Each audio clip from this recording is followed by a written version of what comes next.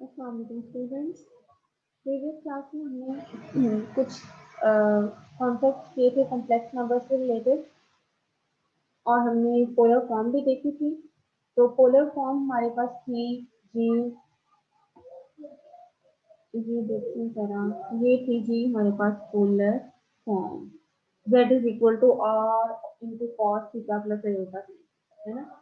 तो मैंने आपको कल बताया था प्रीवियस लेक्चर में कि आपने जो है कॉम्प्लेक्स नंबर का मॉडुलस कैसे फाइंड आउट करना है। उसका उसमें जो हम आर लेते हैं मॉडुलस ऑफ कॉम्प्लेक्स नंबर वो कैसे फाइंड आउट करना है और उसका एंगल कैसे फाइंड आउट करना है, थीटा कैसे फाइंड आउट करना है, ये बताया था। ठीक है, तो हमें जो हमने अब पोलर फॉर्म बनानी है तो उसके लिए हमारे पास z है जी, ये जी minus root of 3 plus root का, इसमें जो रियल पार्ट है उसको हमने अब x कह दिया और इमेजिनरी पार्ट को y कह दिया। ठीक है, x हमारे पास है ये नेगेटिव, मतलब जो अयोटा के बगैर वाली वैल्यू होती है वो रियल पार्ट होता है x होता है, x is equal to minus root of 3, है ना। x और y इज इक्वल टू 1। तो हमें चाहिए r, हमने पोलर फॉर्म बनानी। पोलर फॉर्म में हमें दो चीजें चाहिए, सबसे पहले हमें चाहिए r, फिर हमें चाहिए थीटा। ठीक है, हम पहले r फाइंड आउट करते हैं। r के लिए हमें x और y की वैल्यू चाहिए। r का फॉर्मूला है r is equal to square root of x square plus y square. x है जी आपके पास माइनस स्क्वायर रूट ऑफ 3 और y है जी आपके पास 1। ठीक है, तो minus square root of 3 square plus 1 square, square root is equal to 3 plus 1 square root is equal to 4 square root which is equal to 2। तो आर हमें मिल गया है जी 2। ठीक है, अब हमने फाइंड आउट करना है थीटा। क्लियर है जी यहाँ तक? आई थिंक इस तरह के क्वेश्चन आपने पहले भी किए होंगे एफएससी में, जी पोलर फॉर्म आप आम बनाते होते हैं। ठीक है, तो नेक्स्ट है जी,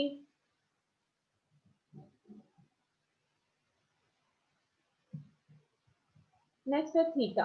थीटा के लिए मैंने आपको बताया था, आपने फॉर्मूला याद रखना है tan inverse y over x को सबसे पहले हमने लेना है। पहले हमने देखना क्वाड्रेंट कौन सा बनता है। ठीक है, क्वाड्रेंट आपको बनाना सिखाए थे जी, ये आपको बताया था लास्ट लेक्चर में मैंने। तो थीटा आपने कैसे फाइंड आउट करना है, ये आपके पास क्वाड्रेंट थे, फर्स्ट क्वाड्रेंट फिर देन सेकंड क्वाड्रेंट। ठीक है, अब हमारे पास जो वैल्यू है ना वो सेकंड क्वाड्रेंट की है। ठीक है, हमने क्या करना है, हमने देखना है कि हमने देखा है कि एक्स भी नेगेटिव है वाई पॉजिटिव है। ठीक है, तो हमने tan inverse y over x लेकर pi minus that tan inverse y over x कर। ठीक है, तो इस तरह से हमने एंगल फाइंड करना सीखा है ना। तो हम अब देखते हैं कि हमारा कौन से क्वाड्रेंट में है जी angle, complex number x negative है। ठीक है, ये बात भी आपको मैंने प्रीवियस लेक्चर में बताई थी अगर आप पढ़ रहे हैं तो। ठीक है, एक्स नेगेटिव इस साइड पे होता है। ठीक है, लेफ्ट साइड पे, राइट साइड पे एक्स पॉजिटिव होता है। ठीक है, x negative y positive, y ऊपर को पॉजिटिव होता है अपवर्ड और डाउनवर्ड वाई नेगेटिव होता है। ठीक है, तो एक्स हमारे पास आया है जी नेगेटिव और y आया है जी पॉजिटिव। ठीक है, x नेगेटिव y पॉजिटिव का मतलब है कि जी ये सेकंड क्वाड्रेंट में। ठीक है, सेकंड क्वाड्रेंट में के लिए हमने सबसे पहले tan inverse y over x find out करना है। ये जी tan inverse y over x। ठीक है, मॉड ले लें।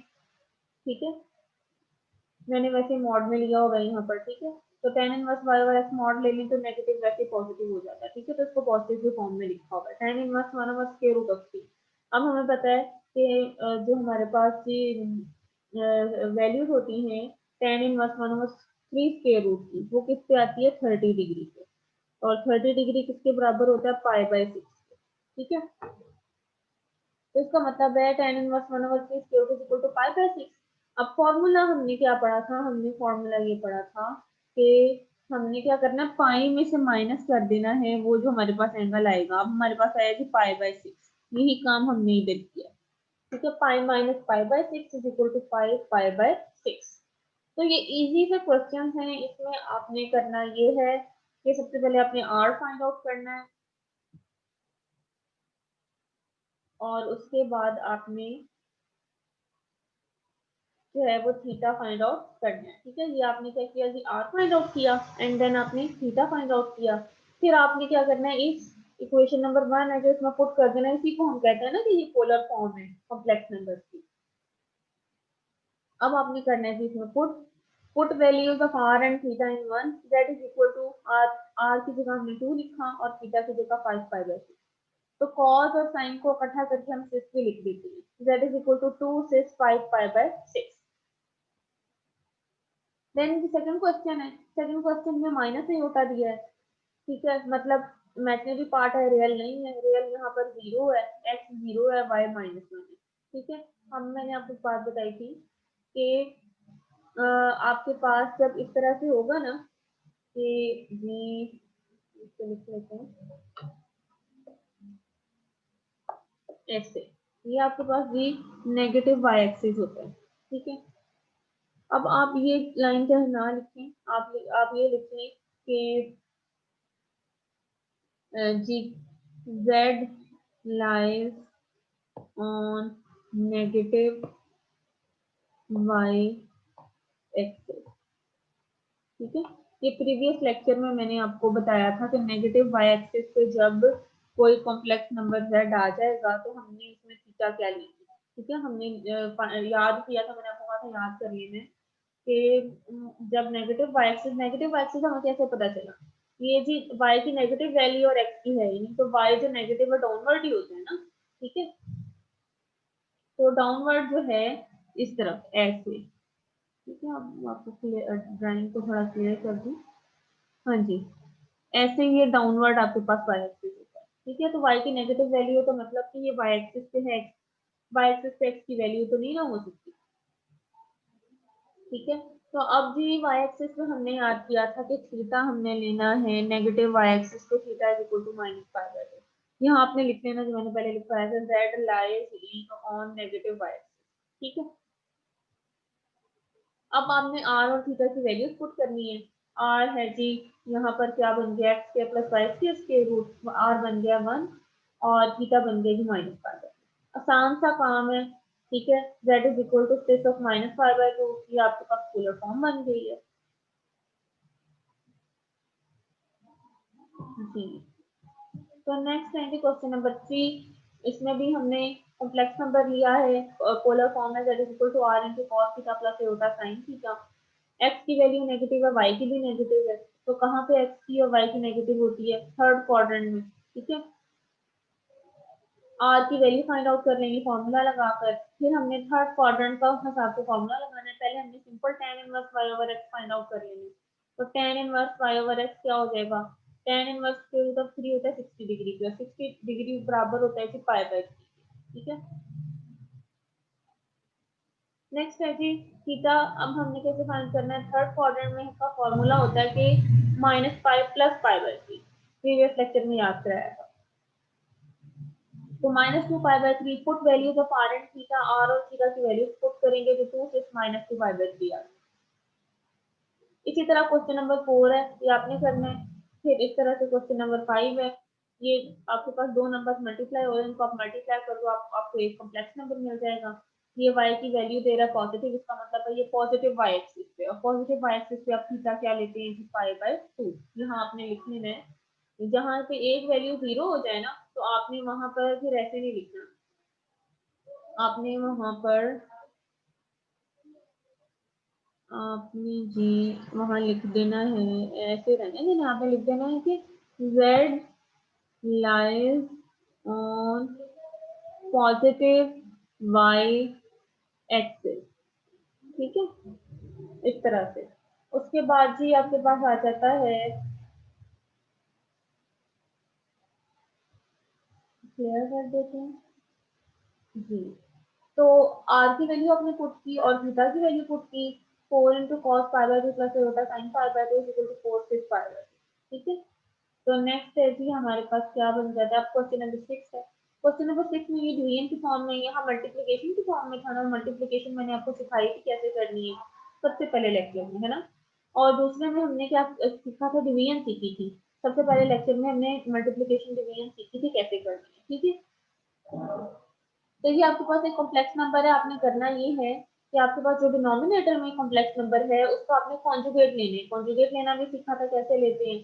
आपने कॉन्जुगेट सीखा था कि अगर आपके पास ये कॉम्प्लेक्स नंबर है 5 माइनस 3 अयोटा, तो आपने इस साइन को बदल देना है जो अयोटा वाली वैल्यू के साथ है, ठीक है। ये नेगेटिव है तो आपने इसको पॉजिटिव कर देना है। 5 प्लस 3 अयोटा इसका कॉन्जुगेट है। कॉन्जुगेट से आपने क्या करना है, मल्टीप्लाई भी कर देना है और डिवाइड भी कर देना है, ठीक है। मल्टीप्लाई और डिवाइड करने के बाद आपने ऊपर वाली वैल्यूज को आपस में मल्टीप्लाई करना है, नीचे वाली values a plus b a minus c का फॉर्मूला दे रही है, तो वो बराबर है जी a square minus b square. इसको सॉल्व आउट करना है, ठीक है जी। तो इसको क्लियर करते हैं।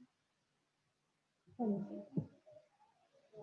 तो z की वैल्यू है 3 माइनस 5 आयोटा, x की वैल्यू, y की वैल्यू, इस तरह से r फाइंड आउट कर लिया, ठीक है। अब हमने यहाँ से सिंप्लीफाई करके सबसे पहले तो ये फाइंड आउट किया है कि कॉम्प्लेक्स नंबर कौन सा है, वो हमने x प्लस आयोटा y की फॉर्म का लेना है ना, x प्लस आयोटा y की फॉर्म का होना चाहिए। फिर ही हम उसका जो है ना उसके ऊपर काम करते हैं, x फाइंड आउट करते हैं y। अब x पॉजिटिव है, y नेगेटिव है, ठीक है।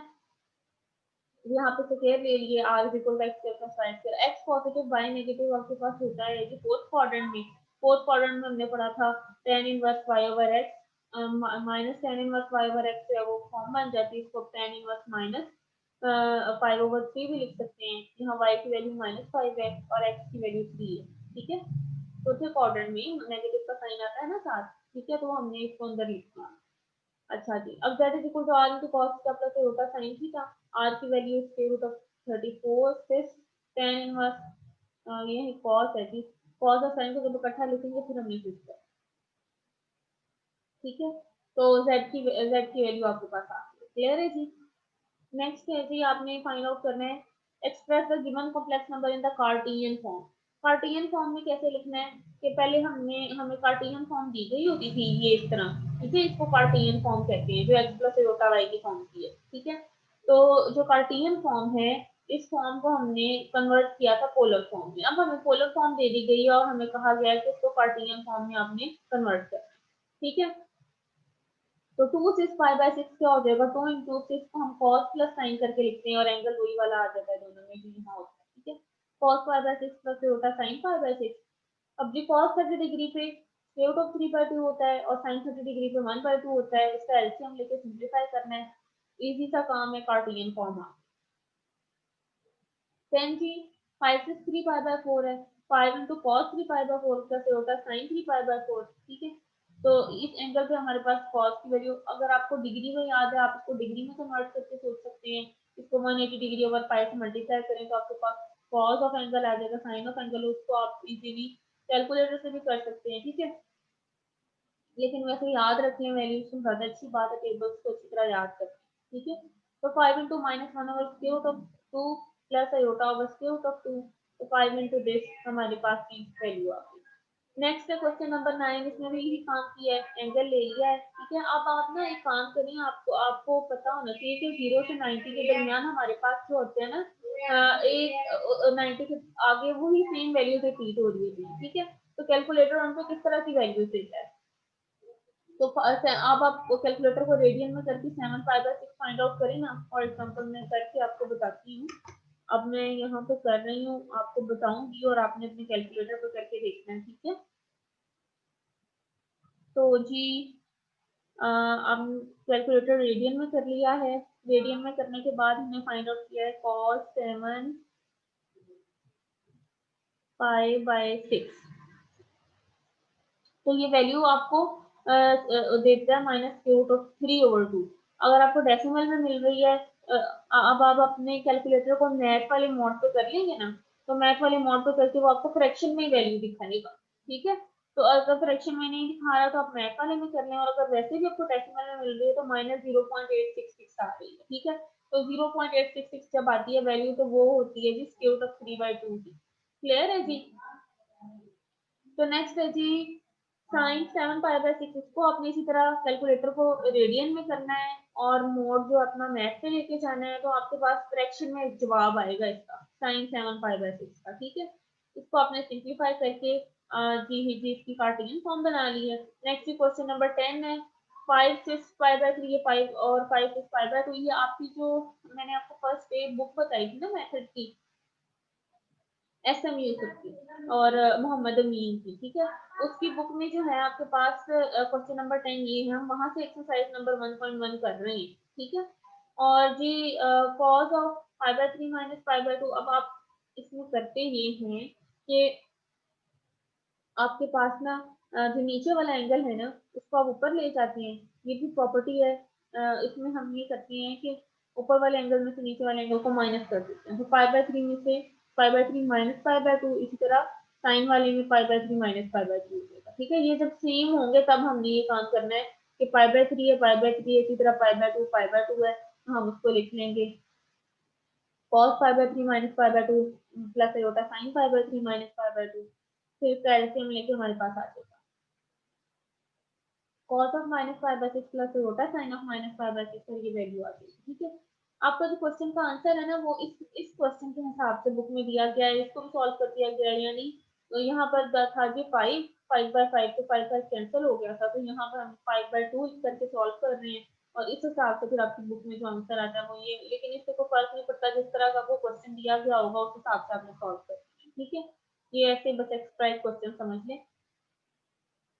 तो यहाँ पर अब हमारे पास ये वैल्यूज आ गई, उसी तरह वही काम करना है, आपने एंगल्स को माइनस किया है, उसके बाद आपने इसको सॉल्व किया है और हमारे पास पोलर फॉर्म से जी कार्टेशियन फॉर्म बन गई।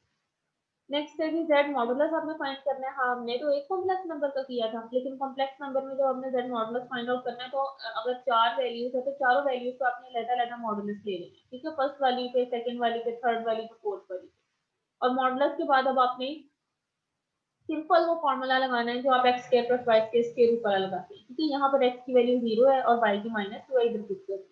यहाँ एक्स की 1 है, वाई की भी 1 है, एक्स की 2 है, वाई की 4 है, एक्स की 3 है, वाई की जो है 1 है, ठीक है। फॉर्मूला लगा के हमने मॉडुलस फाइंड आउट कर लिया, ठीक है। तो इसी तरह ये सेकंड वाले में भी मॉडुलस फाइंड करना है, तो सारी वैल्यूज को अलग-अलग आपने मॉडुलस ले लेना है और इसका मॉडुलस आपके पास आ जाएगा।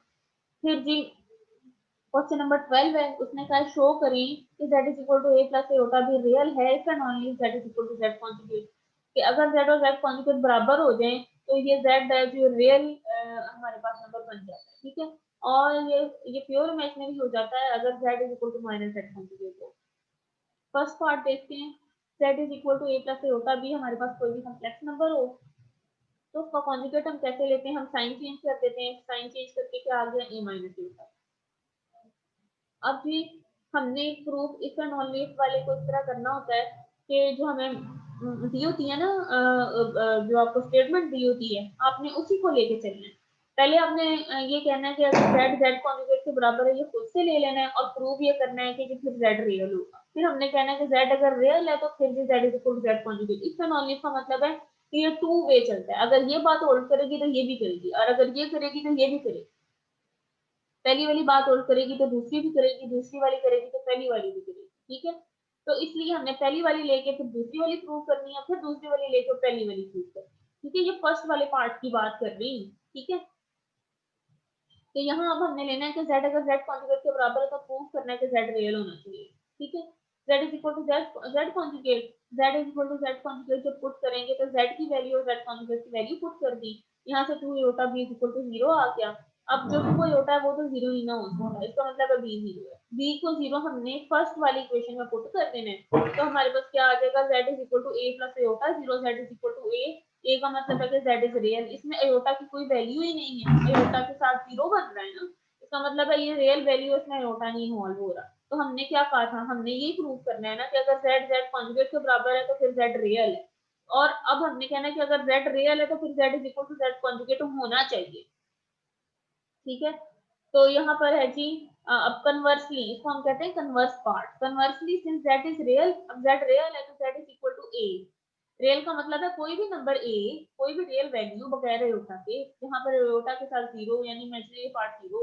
अब इसका मतलब है a प्लस अयोटा इनको 0 वाली फॉर्म दे रहा है, ठीक है। a प्लस अयोटा b हमने कहा था ना, हमने अयोटा के साथ वाली वैल्यू को b कहा हुआ है, इसका मतलब है यहाँ पे b 0 है। अब दोनों साइड्स को हमने 2 अयोटा से मल्टीप्लाई कर दिया है, तो 2 iota b is equal to 0 के साथ 2 अयोटा मल्टीप्लाई होकर 0 ही दे देगा। Adding and subtracting a plus a, ठीक है। अब हमने a को ऐड भी कर दिया है और a को सब्ट्रैक्ट भी कर दिया, ये काम हम कर सकते हैं, इसलिए आपने बड़ी दफा किया होगा मैट्रिक एफएससी में, ठीक है। A plus iota b is equal to a minus iota b. अब ए प्लस एयोटा बी तो जेड था, a minus iota b z conjugate था। इसका मतलब हुआ अगर जेड रियल है तो z is equal to z conjugate ही है। सेकंड पार्ट आपने करना है बिल्कुल उसी तरह है, ठीक है। मैंने ये सॉल्व किया वो आपको दिखा दिया है कि अगर z is equal to minus z conjugate है तो फिर जी z प्योर इमेजिनरी है, और अगर z प्योर इमेजिनरी होगा तो फिर जी हमारे पास z is equal to minus z conjugate होगा। ओके जी।